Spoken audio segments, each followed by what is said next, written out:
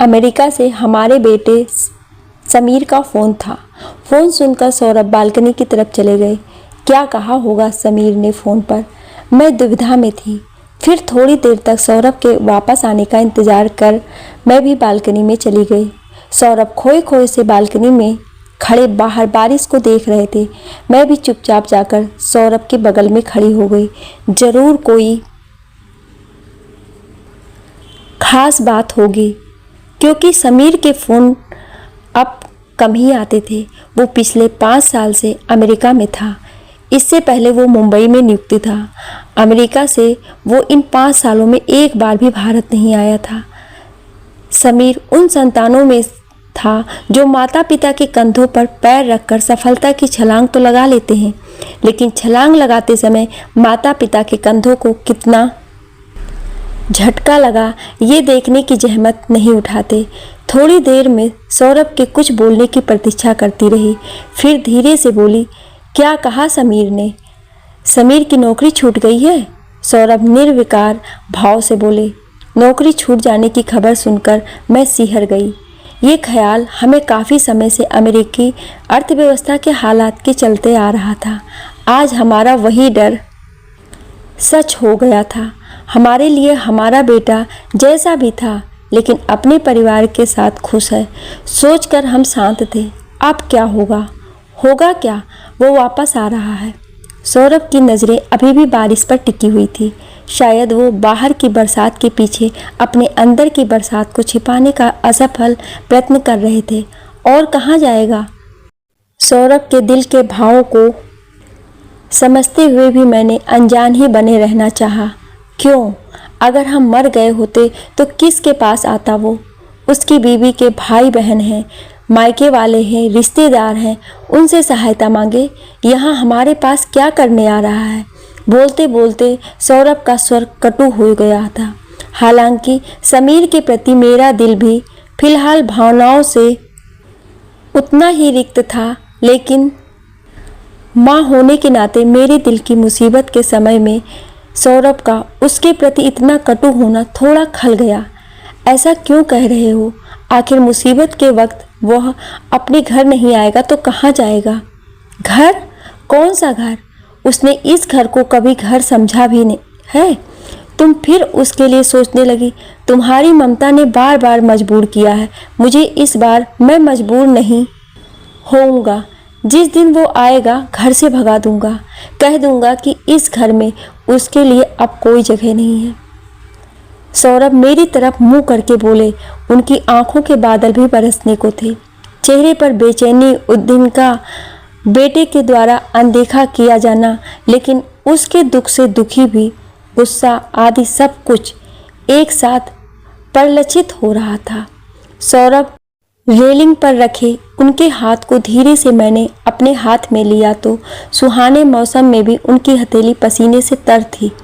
सौरभ की हिम्मत के कारण मैं इस उम्र में भी निश्चिंत रहती थी, लेकिन उनको कातर, बेचैन या कमज़ोर देखकर मुझे असुरक्षा का एहसास होता था। सौरभ शांत हो जाओ, सब ठीक हो जाएगा। चलो चलकर सो जाओ, कल सोचेंगे कि क्या करना है। मैं उनको सांत्वना देती हुई अंदर ले आई। मुझे सौरभ के स्वास्थ्य की चिंता हो जाती थी, क्योंकि उनको एक बार दिल का दौरा पड़ चुका था। सौरभ चुपचाप बिस्तर पर लेट गए। मैं भी 0 पावर का बल्ब जलाकर उनकी बगल में लेट गई। दोनों चुपचाप अपने अपने विचारों में खोए हुए ना जाने कब तक छत को घूरते रहे। थोड़ी देर बाद सौरभ के खर्राटों की आवाज़ आने लगी। सौरभ के सो जाने से मुझे चैन मिला, लेकिन मेरी आंखों से नींद कोसों दूर थी। आज समीर को हमारी ज़रूरत पड़ी तो उसने बेधड़क फ़ोन कर दिया कि वो हमारे पास आ रहा है। और क्यों ना आए? बेटा होने के नाते उसका पूरा अधिकार है, लेकिन ज़रूरत पड़ने पर इसी तरह बेधड़क बेटे के पास जाने का हमारा अधिकार क्यों नहीं है? क्यों संकोच व झिझक हमारे कदम रोक लेती है कि कहीं बेटे की गृहस्थी में हम अनचाहे से न हो जाएं? कहीं बहू हमारा यूं लंबे समय के लिए आना पसंद न करे। समीर व नेहा ने अपने व्यवहार से जाने अनजाने हमेशा ही हमें चोट पहुंचाई है। माता पिता की बढ़ती उम्र में उन्हें कोई सरोकार नहीं रहा। हमें कभी लगा ही नहीं कि हमारा बेटा अब बड़ा हो गया है और अब हम अपनी शारीरिक व मानसिक ज़रूरतों के लिए उस पर निर्भर हो सकते हैं। जब जब सहारे के लिए बेटे बहू की तरफ हाथ बढ़ाया तब तब उन्हें अपने से दूर ही पाया। कई बार मैंने सौरभ व अपना दोनों का विश्लेषण किया कि क्या हम में ही कुछ कमी है, क्यों नहीं सामंजस्य बन पाता है हमारे बीच में। लगा कि एक पीढ़ी का अंतर तो पहले होता था, इस नई पीढ़ी के साथ तो जैसे पीढ़ियों का अंतराल हो गया। इसी तरह के ख्यालों में डूबी मैं अतीत में विचरण करने लगी। समीर अपने पापा की तरह पढ़ने में होशियार था। पापा के समय में ज़्यादा सुविधाएं नहीं थी, इसलिए जो कुछ भी हासिल हुआ धीरे धीरे वो लंबे समय के बाद हुआ। लेकिन समीर को उन्होंने अपनी क्षमता से बढ़कर सुविधाएं दी, उसकी पढ़ाई पर क्षमता से बढ़कर खर्च किया। समीर मल्टीनेशनल कंपनी में बड़े ओहदे पर था। शादी भी उसी हिसाब से बड़े घर में हुई। नेहा भी नौकरी करती थी। अपने छोटे से साधारण फ्लैट जिसमें समीर को पहले सभी कुछ दिखता था, नौकरी व शादी के बाद कमियां ही कमियां दिखाई देने लगी।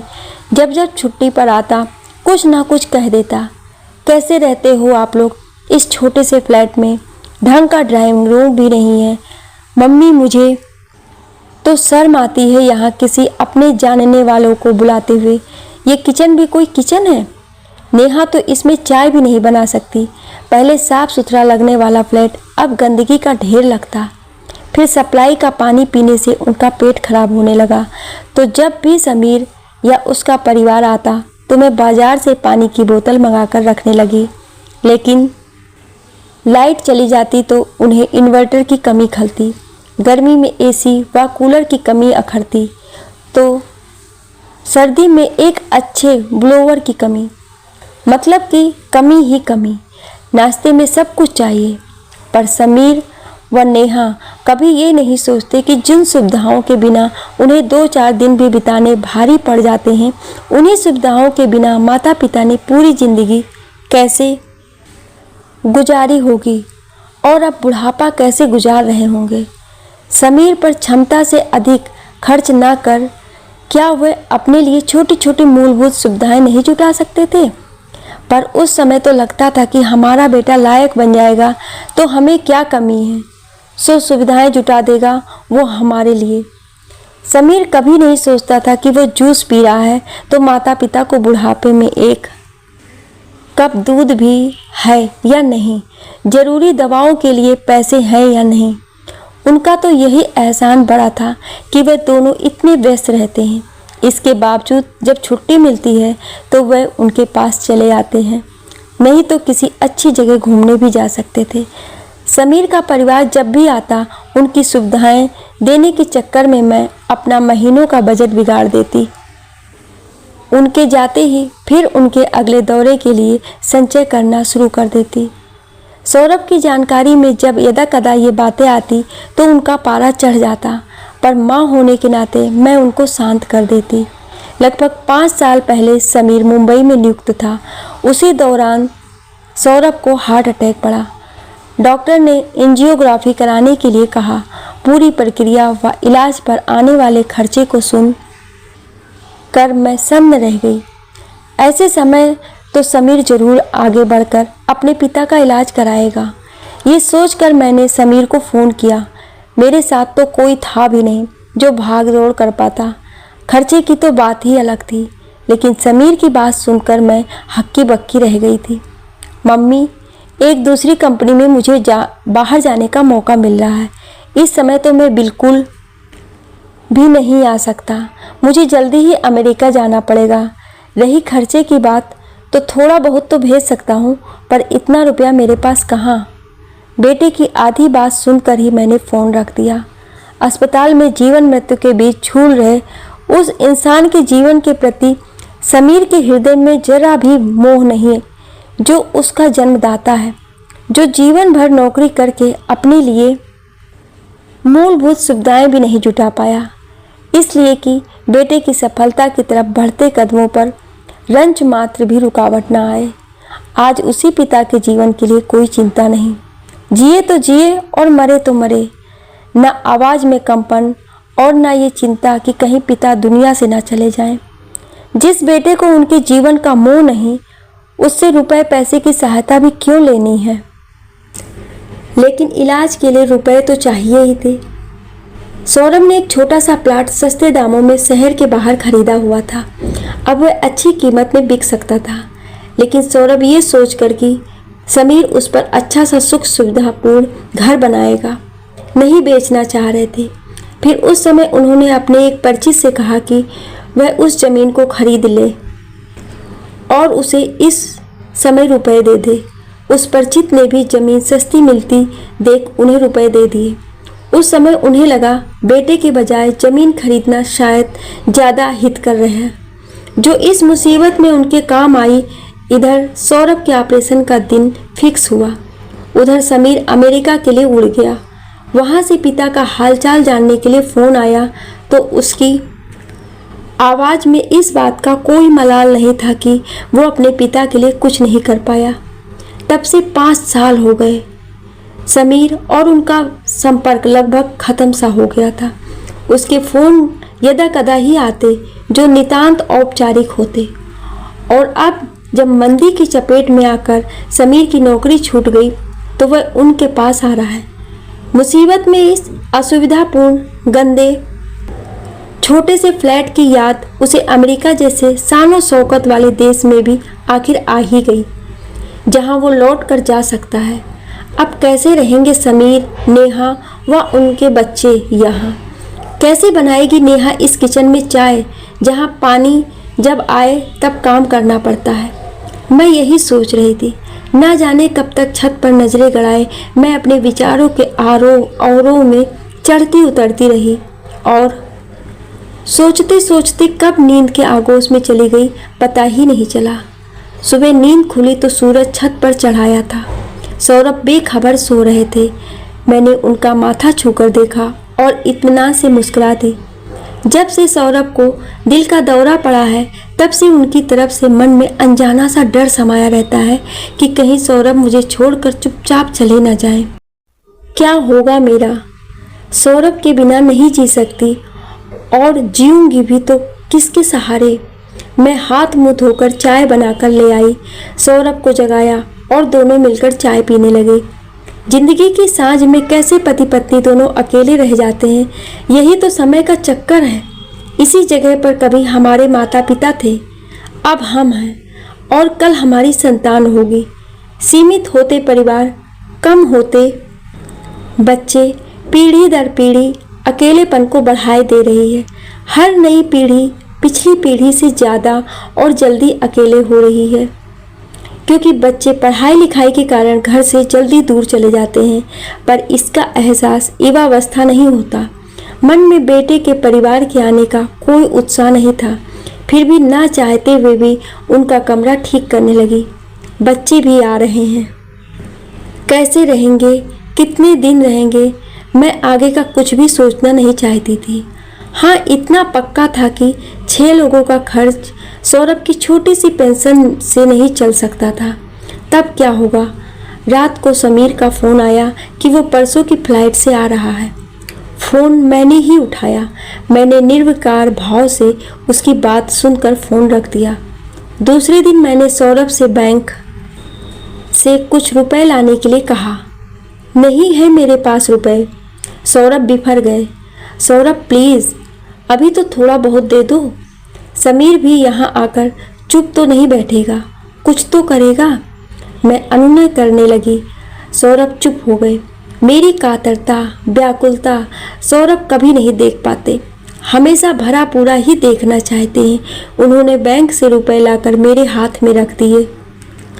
सौरभ तुम फिक्र मत करो, मैं थोड़े ही दिन में समीर को बता दूंगी कि हम उसके परिवार का खर्च नहीं उठा सकते हैं।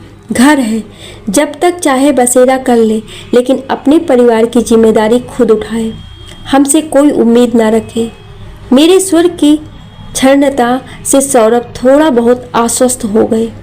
अगले दिन समीर को आना था। फ्लाइट के आने का समय हो गया था। हम एयरपोर्ट नहीं गए। अटैचियों से लदा फदा समीर परिवार सहित टैक्सी से खुद ही घर आ गया। समीर व बच्चे जब आंखों के सामने आए तो पल भर के लिए मेरे ही नहीं, सौरभ की आंखों में भी ममता की चमक आ गई। 5 साल बाद देख रहे थे सबको। समीर व नेहा के मुरझाए चेहरे देखकर दिल को धक्का सा लगा। समीर ने पापा के पैर छुए और फिर मेरे पैर छूकर मेरे गले लग गया। साफ लगा मेरे गले लगते हुए जैसे उसकी आंखों से आंसू बहना ही चाहते हैं। आखिर राजपाट गंवाकर आ रहा था। माँ सिर्फ हाड़ मांस का बना हुआ शरीर ही तो नहीं है, माँ भावनाओं का असीम समंदर भी है। एक महीन सा अदृश्य धागा माँ से संतान का कहाँ और कैसे बंधा रहता है कोई नहीं समझ सकता। एक शीतल छाया जो तुमसे कोई भी सवाल जवाब नहीं करती, तुम्हारी कमियों के बारे में बात नहीं करती, हमेशा तुम्हारी खूबियाँ ही गिनाती है और कमियों को अपने अंदर आत्मसात कर लेती है। अपने किए का बदला नहीं चाहती। हर कष्ट के क्षण में मुंह से माँ का नाम निकलता है और दिमाग में माँ के होने का एहसास होता है। कष्ट के समय कहीं और आसरा मिले ना मिले, पर वो शीतल छाया तुम्हें आसरा जरूर देती है। सुख में कैसे भूल जाते हो उसको, लेकिन जड़ें ही खोखली हो तो हल्के आंधी तूफान में भी बड़े बड़े दरख्त उखड़ जाते हैं। मेरे गले से लगा हुआ समीर शायद यही सब कुछ सोचता अपने आंसुओं को अंदर ही अंदर पीने की कोशिश कर रहा था, लेकिन मैंने अपना संतुलन डगमगाने नहीं दिया। समीर को भी एहसास होना चाहिए कि जब गहन दुख व परेशानी की क्षणों में अपने हाथ खींचते हैं तो जिंदगी कितनी बेगानी लगती है। विश्वास नाम की चीज़ कैसे चूर चूर हो जाती है। बैठो समीर, उसे धीरे से अपने से अलग करती हुई मैं बोली। अपना सामान कमरे में रख दो, मैं चाय बनाकर लाती हूँ, कहकर अपने मनोभावों को छिपाते हुए मैं किचन में चली गई। बच्चों ने प्रणाम किया तो मैं ने उनके गाल थपथपा दिए। दिल छाती से लगाने को कह रहा था, पर चाहते हुए भी कौन सी अदृश्य शक्ति मुझे रोक रही थी। चाय बनाकर लाई तो समीर व नेहा सामान कमरे में रख चुके थे। नेहा ने मेरे हाथ से ट्रे ले ली। शायद पहली बार वही डाइनिंग टेबल पर बैठकर सबने चाय खत्म की। इतनी देर बैठकर सौरभ ने जैसे मेजबान होने की औपचारिकता निभा ली थी, इसलिए उठकर अपने कमरे में चले गए। दोनों बच्चे भी थके थे, सो वे भी कमरे में जाकर सो गए। तुम दोनों भी आराम कर लो, खाना बन जाएगा तो उठा दूंगी। क्या खाओगे? कुछ भी खा लेंगे, और ऐसे भी थके नहीं हैं, नेहा खुद बना लेगी। आप बैठो। मैंने चौंक कर नेहा को देखा। उसके चेहरे पर समीर की कही बात से सहमति का भाव दिखा। ये वही नेहा है जो मेरे इतने असुविधापूर्ण किचन में चाय तक भी नहीं बना पाती थी। खाना बनाना तो दूर की बात थी। कहते हैं प्यार में बड़ी शक्ति होती है, पर शायद मेरे प्यार में इतनी शक्ति नहीं थी। तभी तो नेहा को नहीं बदल पाई, लेकिन आर्थिक मंदी ने उसे बदलने पर मजबूर कर दिया था। मेरे मना करने पर भी नेहा किचन में चली गई, वो भी उस किचन में जिसमें पहले कभी नीमा ने पैर भी न धरा था। उसका भूगोल भला उसे क्या पता था, इसलिए मुझे किचन में जाना ही पड़ा। समीर को आए हुए 2 दिन हो गए थे। हमारे बीच छिटपुट बातें ही हो पाती थी। हम दोनों का उन दोनों से बातें करने का उत्साह मर गया था, और वे दोनों भी शायद पहले के अपने बनाए गए घेरे में कैद कसमसा रहे थे। सौरभ तो सामने ही बहुत कम पढ़ते थे। पढ़ने के शौकीन सौरभ अक्सर अपनी किताबों में डूबे रहते। अलबत्ता बच्चे जरूर हमारे साथ जल्दी ही घुल मिल गए और हमें भी उनका साथ अच्छा लगने लगा। समीर बच्चों के दाखिले व अपनी नौकरी के लिए लगातार कोशिश कर रहा था। अच्छे स्कूल में इस समय बच्चों का दाखिला मुश्किल हो रहा था। अच्छे स्कूल में 2 बच्चों के खर्चे समीर कैसे उठा पाएगा, मैं समझ नहीं पा रही थी। उसका परिवार अगर यहाँ रहता है तो ज़्यादा से ज़्यादा उसे किराया ही तो नहीं देना पड़ेगा। नेहा उसी किचन में खाना बनाने की कोशिश कर रही थी, उसी बदरंग से बाथरूम में कपड़े धो रही थी। हालांकि सुविधाओं की आदत होने के कारण सबके चेहरे मुरझाए हुए थे। समीर रोज ही अपना रिज्यूम लेकर किसी न किसी कंपनी में जाता रहता। आखिर उसे एक कंपनी में नौकरी मिल गई। कंपनियों को भी इस समय कुशल कर्मचारी कम तनख्वाह में हासिल हो रहे थे, तो वो क्यों ना इसका फ़ायदा उठाते। तनख्वाह बहुत ही कम थी, सोचा भी ना था मम्मी ऐसी बाबू जैसी तनख्वाह में कभी गुजारा करना पड़ेगा। समीर बोला, दिल हुआ कहूँ कि तेरे पिता ने तो ऐसी ही तनख्वाह में गुजारा करके तुझे इतने ऊंचे मुकाम पर पहुंचाया, तब तूने कभी नहीं सोचा। लेकिन उसके स्वर में उसके दिल की निराशा साफ झलक रही थी। माँ होने के नाते दिल में कसक हो आई। ठीक हो जाएगा सब कुछ, परेशान मत हो। समीर, मंदी कोई हमेशा थोड़ी ही रहने वाली है। एक ना एक दिन तुम दोबारा अमेरिका चले जाओगे, उसी तरह बड़ी कंपनी में नौकरी करोगे। मेरी बात में सांत्वना तो थी ही, पर उनकी स्वार्थपरता पर करारी चोट भी थी।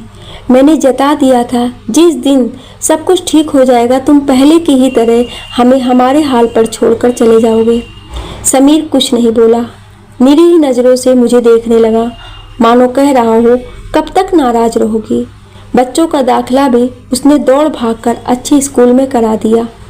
इस स्कूल की फीस तो काफ़ी ज़्यादा है समीर, इस नौकरी में तो कैसे कर पाएगा। बच्चों की पढ़ाई तो सबसे ज़्यादा ज़रूरी है मम्मी, उनकी पढ़ाई में विघ्न नहीं आना चाहिए। बच्चे पढ़ जाएंगे, अच्छे निकल जाएंगे तो बाकी सब कुछ तो हो ही जाएगा। वो आश्वस्त था, लगा सौरभ ही जैसे बोल रहे हैं। हर पिता बच्चों का पालन पोषण करते हुए शायद यही भाषा बोलता है, पर हर संतान ये भाषा नहीं बोलती जो इतने कठिन समय में समीर ने हमसे बोली थी। मेरा मन एकाएक कसैला हो गया। मैं उठकर बालकनी में जाकर कुर्सी पर बैठ गई। भीषण गर्मी के बाद बरसात होने को थी। कई दिनों से बादल आसमान में चहलकदमी कर रहे थे, लेकिन बरस नहीं रहे थे। लेकिन आज तो जैसे कमर कसकर बरसने को तैयार थे। मेरा मन भी पिछले कुछ दिनों से उमड़ घुमड़ रहा था, पर बदरी थी कि बरसती नहीं थी। मन की कड़वाहट एकाएक बढ़ गई थी। 5 साल पुराना बहुत कुछ याद आ रहा था। समीर के आने से पहले सोचा था कि उसको ये ताना दूंगी, वो ताना दूंगी। सौरभ ने भी बहुत कुछ कहने को सोच रखा था, पर क्या कर सकते हैं माता पिता ऐसा, वो भी जब बेटा अपनी ज़िंदगी के सबसे कठिन दौर से गुजर रहा हो। एकाएक बाहर बूंदाबांदी शुरू हो गई। मैंने अपनी आंखों को छुआ तो वहाँ भी गीलापन था। बारिश हल्की हल्की होकर तेज होने लगी और मेरे आंसू भी बेबाक होकर बहने लगे। मैं चुपचाप बरसते पानी पर निगाहें टिकाए अपने आंसुओं को बहते हुए महसूस करती रही। तभी अपने कंधे पर किसी का स्पर्श पाकर मैंने पीछे मुड़कर देखा तो समीर खड़ा था, चेहरे पर कई भाव लिए हुए, जिनको शब्द दे तो शायद कई पन्ने भर जाएं। मैंने चुपचाप वहाँ से नज़रें हटा दी। वो पास पड़े छोटे से मूढ़े को खिसकाकर मेरे पैरों के पास बैठ गया। कुछ देर तक हम दोनों ही चुप बैठे रहे। मैंने अपने आंसुओं को रोकने का प्रयास नहीं किया। मम्मी, क्या मुझे इस समय बच्चों को इतने बड़े स्कूल में नहीं डालना चाहिए था? मैंने सोचा जो भी थोड़ी बहुत बचत है उनकी पढ़ाई का तब तक का खर्चा निकल जाएगा। हम तो जैसे तैसे गुजर बसर कर ही लेंगे जब तक मंदी का समय निकलता है। क्या मैंने ठीक नहीं किया मम्मी? समीर ने शायद बातचीत का सूत्र यहीं से थामना चाहा। आखिर पापा ने भी तो हमेशा मेरी पढ़ाई लिखाई पर अपनी हैसियत से बढ़कर खर्च किया। समीर के इन शब्दों में बहुत कुछ था। लज्जा, अफसोस, पिता के साथ किए व्यवहार से व पिता के अथक प्रयासों व त्याग को महसूस करना आदि। तुमने ठीक किया समीर, आखिर सभी पिता यही तो करते हैं। लेकिन अपने बच्चों को पालते हुए अपने बुढ़ापे को नहीं भूलना चाहिए। वह तो सभी पर आएगा। संतान बुढ़ापे में तुम्हारा साथ दे ना दे, पर तुम्हारा बचाया पैसा ही तुम्हारे काम आएगा।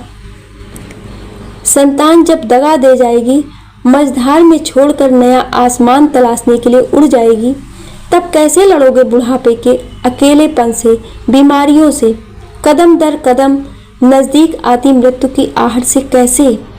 समीर, आखिर कैसे? बोलते बोलते मेरा स्वर व मेरी आंखें दोनों ही आर्द्र हो गए थे। मेरे इतना बोलने में कई सालों का मानसिक संघर्ष था। पति की बीमारी के समय जीवन से लड़ने की उनकी बेचारगी की कसवकस थी। अपनी दोनों की बिल्कुल अकेली सी बीती जा रही जिंदगी का अवसाद था, और शायद वो सब कुछ भी जो मैं समीर को जताना चाहती थी कि जो कुछ उसने हमारे साथ किया, अगर इन क्षणों में हम उसके साथ करें। हर माता पिता अपनी संतान से कहना चाहते हैं कि जो हमारा आज है वही उनका कल, लेकिन आज को देखकर कोई कल के बारे में कहाँ सोचता है, बल्कि कल के आने पर आज को याद करता है। समीर थोड़ी देर तक विचार शून्य सा बैठा रहा, फिर एकाएक प्रायश्चित करते हुए स्वर में बोला, मम्मी, मुझे माफ़ नहीं करोगी क्या? मैंने समीर की तरफ देखा। वो हक से माफ़ी भी नहीं मांग पा रहा था, क्योंकि वो समझ रहा था कि वो माफ़ी का भी हकदार नहीं है। समीर ने मेरे घुटनों पर सिर रख दिया। मम्मी, मेरे किए की सज़ा मुझे मिल रही है। मैं जानता हूँ कि मुझे माफ़ करना आपके व पापा के लिए इतना सरल नहीं है, फिर भी धीरे धीरे कोशिश करो मम्मी। अपने बेटे को माफ़ कर दो। अब कभी आप दोनों को छोड़कर नहीं जाऊँगा। मुझे अच्छी नौकरी मिल जाएगी। आप दोनों का बुढ़ापा अब अकेले नहीं बीतेगा। मैं हूँ आपका सहारा। अपनी जड़ों को अब और खोखला नहीं होने दूंगा। जो बीत गया मैं उसे वापस तो नहीं लौटा सकता, पर अब अपनी गलतियों को सुधारूंगा, कहकर समीर ने अपनी बाहें मेरे इर्द गिर्द लपेट ली, जैसे वो बचपन में करता था। मुझे भी माफ़ कर दो मम्मी। नेहा भी समीर की बगल में बैठती हुई बोली, हमें अपने किए पर बहुत पछतावा है। पापा से भी कहिए कि वो हम दोनों को माफ़ कर दें। हमारा कृत्य माफ़ी के लायक तो नहीं, पर फिर भी हमें अपनी गलतियां सुधारने का मौका दीजिए, कहकर नेहा ने मेरे पैर पकड़ लिए। दोनों बच्चे इस तरह से मेरे पैरों के पास बैठे थे। सोचा था अब तो जीवन यूं ही अकेला व बेगाना से निकल जाएगा। बच्चे हमें कभी नहीं समझ पाएंगे, पर हमारा प्यार जो उन्हें नहीं समझा पाया, वो कठिन परिस्थितियां समझा गई। बस करो सबीर, जो हो गया उसे हम तो भूल भी चुके थे। जब तुम सामने आए तो सब कुछ याद आ गया, पर माफ़ी मुझसे नहीं, अपने पापा से मांगो। बेटा, माँ का हृदय तो बच्चों की गलती करने से पहले ही उन्हें क्षमा कर देती है, कहकर मैं स्नेह से दोनों का सिर सहलाने लगी। समीर अपनी भूल सुधारने के लिए मेरे पैरों से लिपटा हुआ था। जाओ समीर, पापा अपने कमरे में हैं। दोनों उनके दोबारा खुरचे घाव पर मरहम लगाओ। मुझे विश्वास है कि उनकी नाराज़गी भी अधिक नहीं टिक पाएगी। समीर व नेहा हमारे कमरे की तरफ चल गए। मेरा दिल खुशी से सरोबार हो रहा था। मेरा मन कहाँ मानने वाला था कि मैं भी उनके पीछे पीछे चली गई। समीर जाते ही अपने पापा के पैरों को पकड़ कर बैठ गया। मुझे माफ़ कर दीजिए, आप लोगों के साथ बहुत गलत किया। अब मुझे उस गलती का एहसास हो गया है। पापा, प्लीज़ मुझे माफ़ कर दीजिए। समीर, अभी भी समय है, सोच लो। फिर अमेरिका की परिस्थितियाँ सही होंगी और फिर तुम्हारा समय बदलेगा तो ये माता तुम्हें बेगाने लगेंगे। पापा, मैं बहुत शर्मिंदा हूँ, मुझे और शर्मिंदा मत कीजिए। आपके मन में जितने भी दुख हैं सब मुझ पर निकाल दीजिए। मुझे डांट लीजिए, मार लीजिए, लेकिन आप मुझे माफ़ कर दीजिए। प्लीज़ पापा, मुझे माफ़ कर दीजिए। नेहा भी हाथ जोड़कर आगे खड़ी हो गई। उन दोनों के आंखों से आंसू बहने लगे। एक पिता का गुस्सा कितना भी तेज हो, लेकिन बच्चों की आंखों में आंसू कभी नहीं देख सकता है। उन्होंने उठकर अपने बेटे को गले लगा लिया और बहू को आशीर्वाद देते हुए बोले, जवान होता बेटा एक पिता का दाहिना हाथ होता है और उसके चले जाने से किताब ही सा हो जाता है। आज तुम्हारे अपाहिज पिता को उसका हाथ वापस मिल गया बेटा। मैं दरवाजे पर से ये दृश्य देखकर वापस लौट पड़ी। मेरा मन मयूर की भांति पंख फैलाकर नाचने को कर रहा था। अकस्मात मेरा मन जैसे परम संतोष से भर गया था। बाहर बारिश पूरी तरह रुक गई थी। इस बारिश में सभी के मन का मैल धो गया था और घर में खुशियां ही खुशियां थी। समीर को माफ करने का उसके माता पिता का फैसला कैसा था? आप मुझे कमेंट में अपनी राय जरूर दीजिएगा और ऐसी ही कहानियां सुनने के लिए हमें सब्सक्राइब जरूर करें। Thank you.